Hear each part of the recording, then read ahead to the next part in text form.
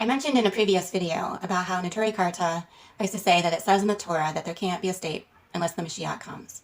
So I want to clarify something. It doesn't say anything like that in the Torah, but it does say in the prophets about a Mashiach coming. But the Mashiach that they talk about is not necessarily the person that we're talking about that we think about is going to come, the person that's going to come down magically from the sky and have world peace and bring everybody together and then everybody come to the land and build a temple.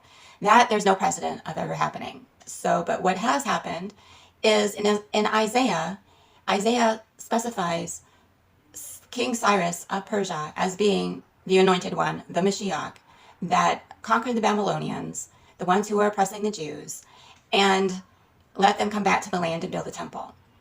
So under the first exile, there was no Mashiach coming down from the sky. So why do you think that has to happen now when it didn't happen before? And what happened now with the state of Israel is the British conquered the Ottomans and then allowed the Jews to come back to their land. Lord Balfour made a decree to allow the Jews to come back to their land, just as Cyrus decreed that the Jews can come back to their land. So if you're looking for the Mashiach already came. It was Lord Balfour. Lord Balfour was Cyrus, the one to allow the Jews to come back to their land.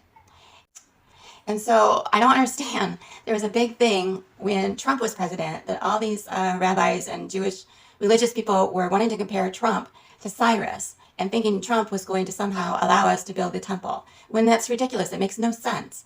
King Cyrus had sovereignty over the land. That's why he was able to give us permission to go back into the land. So unless Trump is president again, or the United States is going to invade the West Bank and conquer the Arabs for us, and then have sovereignty over the land, and then give us the right to build the temple, then the United States or Trump would be Cyrus. But Israel now has sovereignty over the land. Israel technically has sovereignty over the Temple Mount. We can do with it whatever we want. We choose not to. We had the choice in 1967 to build a temple. We chose not to.